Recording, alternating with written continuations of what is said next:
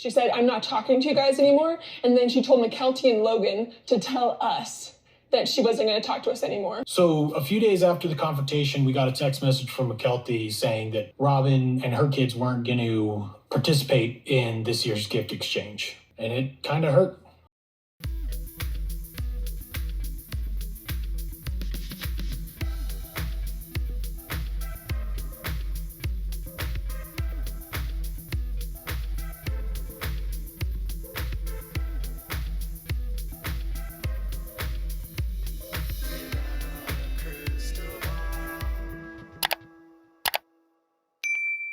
Hey friends, it's Katie from Without a Crystal Ball. Welcome back to my channel. It is Monday, October 16th, 2023, and I hope you're having a wonderful day. Sister Wives episode 9 of season 18 was on last night, and it was a pretty uncomfortable episode to watch if you have watched the show for, I don't know, the whole time.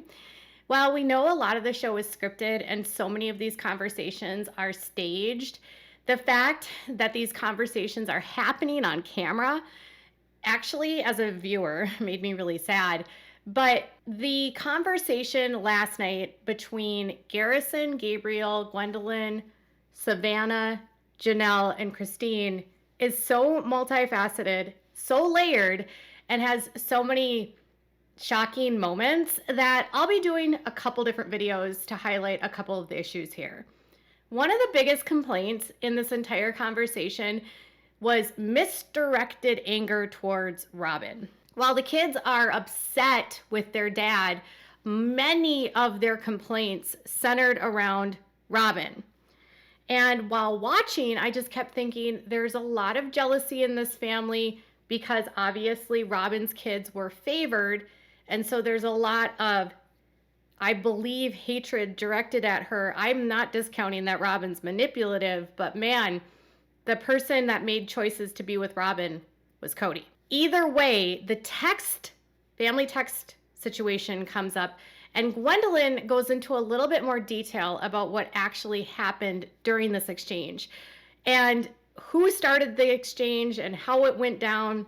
The whole thing is like, the story's changed 4 times, but I do think this might be the most honest assessment of what all happened. So let's dive into today's topic. Before we do, can you please do me a favor and give this video a thumbs up? Also, please subscribe to my channel if you have not yet subscribed by clicking on the subscribe button down below. Click on the bell so you can get notified of any time I go live or new content loads.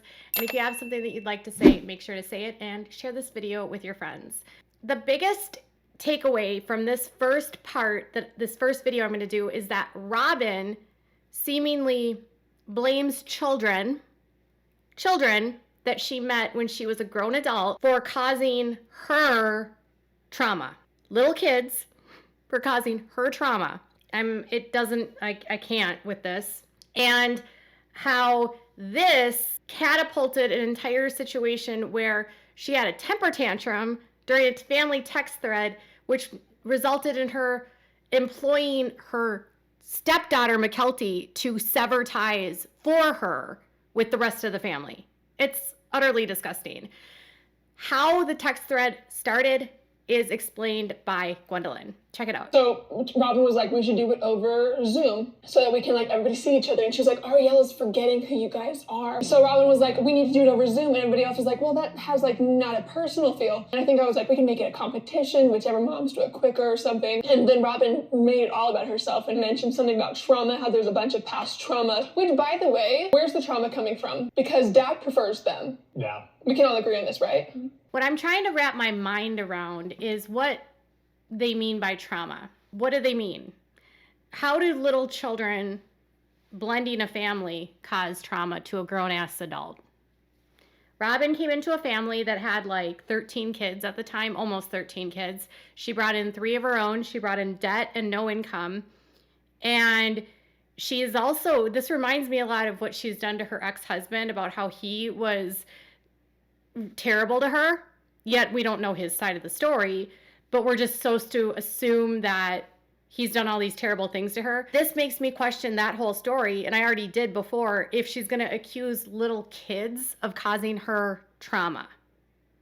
If this family and integrating into this family was so traumatic, Why then were you guys on television for 13 years or 10 years pretending like everything was hunky-dory and polygamy was amazing and everyone was one big happy family? If there was all these underlying issues and so much quote-unquote trauma happening, why would you have a show making your family look perfect? Which is really what this show tried to do, make polygamy look perfect. Now, I understand right off the bat that the kids don't have good feelings about Robyn, and Robyn automatically, obviously tried to take control of this gift exchange, which is probably her trying to exert her authority because hierarchies and wives and polygamy, and it's all of that. But this whole situation just screams of a lot of people just having hurt feelings, but then Robyn making it about herself. Like she's the victim in the situation, nobody else. She was like texting us. They were complaining about trauma and like how we don't respect her as a mother and all of this weird stuff. Because I've always considered them my siblings, and I still do, and I could still consider her a mom. Before we got on the text chain for this gift exchange, we had learned that there were some very strong negative feelings towards us coming from some of the siblings. And we also learned that they were planning on having Christmas without us, without saying anything. It was very frustrating for me, and I felt really hurt and confused. It's clear to me that Robyn and Kody have spun this to their kids, that everyone hates them. And that makes me really sad for their kids. I also wonder if those kids are watching the show and seeing Christine and Janelle say things like, my kids could see the preferential treatment of Kody's favoring Robyn's kids. Whether it's true or not, and whether he did that or not, those kids, which are Robyn's kids, are going to get hurt by that and feel like their siblings then hate them because they got preferential treatment, and they might not think that they got preferential treatment. It's, this show creates a lot of this dynamic, but also on top of that, it's clear that Robyn and Kody are telling them that their siblings don't like them. And that's really sad because I've not heard these kids say they don't like Aurora, Brianna, or Dayton at all. I've heard them say the opposite. Other than Savannah, who doesn't have a good relationship with Brianna, that's another video for another day. But it's obvious to me, at least, that these poor girls are being told things about the family, and they're not communicating. And they're hearing her mom's side. It all feels like the kids are being pit against each other. Like Robyn and Kody are pitting the kids against themselves. So Robyn's playing the victim, making her kids feel like they're the victims. And so then their kids are walking into the situation with a hostile feeling that everyone hates them. And nobody's communicating on top of that. And they're on a show, talking to cameras instead of talking to each other. There's so many layers here that are so sad. But Robyn's telling them, you don't respect me as a mother, trauma, trauma, trauma. Kids are being told your other siblings don't like you. I mean, Robyn is very manipulative and clearly the oldest adult in this fight and should have just been the adult in the situation. And so Robyn said to us that because of we weren't respecting us, she was like, we're not going to participate in Christmas with you. And attitude from the older kids. And I was like, I don't know why I'm trying. We really, truly, my kids and I have felt like we got voted off the Brown family island. That is absolutely how we have felt. So apparently because no one agreed with her about how they were going to handle the gift exchange and wouldn't let her do a Zoom call, it turned into Robyn basically bringing up stuff from 10 years ago, even though she said that it's fine now, but COVID made her feel excluded, which isn't true. We know that's fake. And that turned into they're not respecting her, from what I'm gathering, which then turned into her having a temper tantrum and saying that, well, you don't respect me as a mom, and so therefore I'm not going to do Christmas with you. The way that it's described, even Robyn describing it, is like she didn't get what she wanted. She got kickback, she said, and she was not getting the response she wanted. So she punished them by saying, we're just not going to do this, rather than compromising. Could you imagine if Robyn and everyone would have just compromised? But Robyn went to, we're not going to be friends with you anymore because we're the victims in the situation. And then she says, me and my kids feel like we've been kicked off of Brown Family Island, which is ironic since she and her kids are the ones that are with Kody the most. And the other Browns appear to be the ones that want Kody's attention so much. Again, it's so much jealousy, but Robyn's behavior, Kody's behavior makes it worse. Robyn's manipulative. Kody's constantly catering to Robyn's manipulation and giving her what she wants. Sometimes I wonder if Kody is even afraid of Robyn. I mean, maybe he is. Maybe that's why he's always giving in to her. She said, I'm not talking to you guys anymore. And then she told MYKELTI and Logan to tell us that she wasn't going to talk to us anymore. So a few days after the confrontation, we got a text message from MYKELTI saying that Robyn and her kids weren't going to participate in this year's gift exchange. And it kind of hurt. It was just a true division. I think if you can look back and figure out where lines were drawn, a definite line was drawn that day. This part of the episode actually infuriated me the most because MYKELTI on her Patreon acted like she didn't know anything about anything. She said she started the text thread. She claimed that she was the one that decided to do the gift exchange. Those were lies. She wouldn't reveal what was said in the text thread. She denied that Robyn was acting inappropriately. She said things were said by all parties that were wrong. And to find out that it's MYKELTI and Logan, but ultimately MYKELTI that sends the message that's employed by Robyn to do her work. So days later, she calls up MYKELTI and is like, you need to tell the siblings I don't want anything to do with them anymore. And it's like, you're the adult here. You're the adult here, Robyn. Why are you using a flying monkey MYKELTI to do your dirty work in this scenario? And they don't flash back to Robyn at that point for her response to it. So my question is, did she not have a response to that? Is it because it's true? Because she's my age. She's 45 years old. At this time, she would have been 43 years old. She's a whole grown woman that has 5 children, having another daughter that she basically met as a child, MYKELTI, do her dirty work for her. Can you imagine being a sibling delivering that kind of message? Garrison says he gets the text and it says, Robyn doesn't want to do the gift exchange with you, but the way it sounds from Gwendolyn is that it's, we don't want to talk to you anymore. Why would she put MYKELTI in the middle of that? It's just so stupid. It's just so cruel. And Garrison kind of elaborates about how she just basically turned this into her being the victim again. Robyn turned it into us trying to ostracize her and play the victim. And we said, no, this is about us trying to figure out how we could do this and adjust to your new Christmas rules. She took that, put it, whatever process she does, and made her the victim by doing that. She was gaslighting everyone into treating her with special treatment. Because for the past 8 years, she's made herself the victim. It's interesting to hear them use the word gaslight when it comes to Robyn. It seems as though the kids believe that Robyn is a narcissist because gaslighting is the tactic that narcissists use when they want to keep people unstable and make them question their reality. And so what it sounds like happened, to sum this up, is that they came to her with a situation where they wanted to do the gift exchange. Because of the COVID rules, because of all of these disagreements in the family, they had to find a way to compromise on this.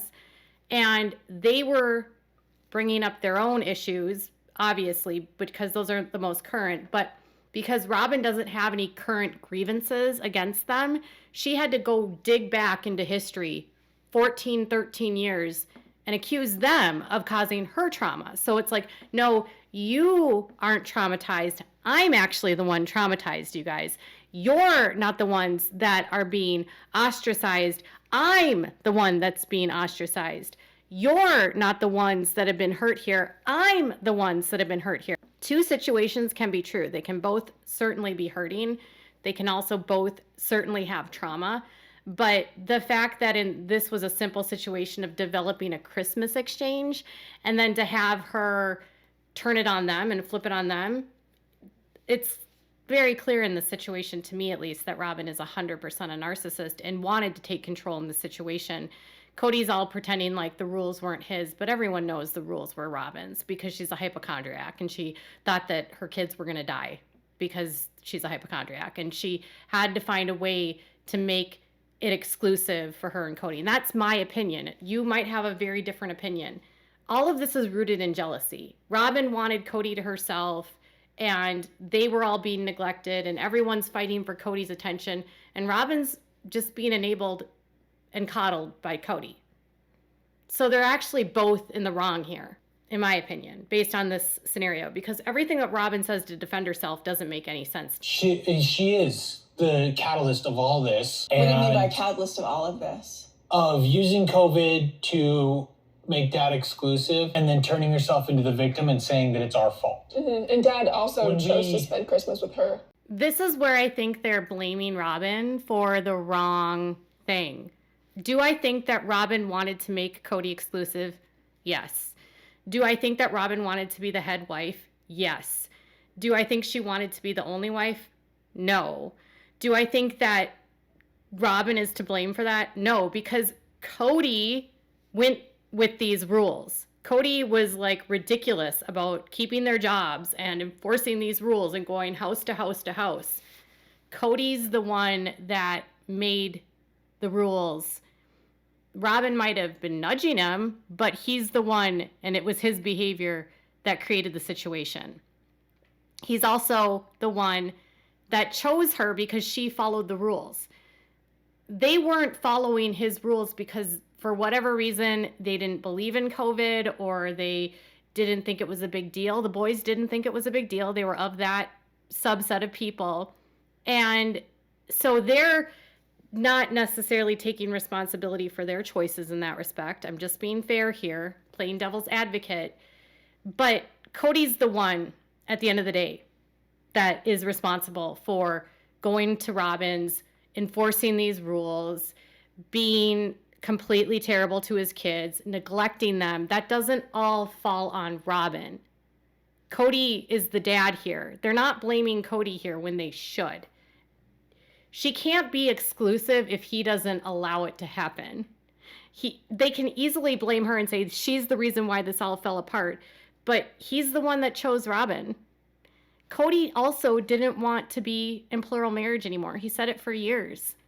So while I agree that she had a temper tantrum and used that as an excuse to separate herself and make the cutoff happen, I disagree that it's her fault that this all happened.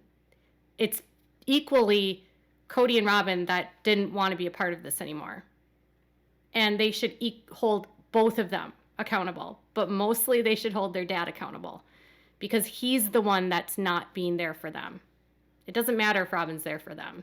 It's Kody that needs to be there for them. But Robyn using MYKELTI to do her dirty work, Robyn calling the kids, using them for trauma or claiming that the kids are causing her trauma, it's just games that she's playing to make herself the victim so that she doesn't have to deal with them and so that she can prevent anyone from seeing her true self and make herself the victim so that Kody can be the martyr to save her. They have a very unhealthy dynamic. And it's all the kids that are suffering, and it's just polygamy, jealousy at the root of all of this. And it's sad. Tell me what your thoughts are in the comments below. Bye, guys.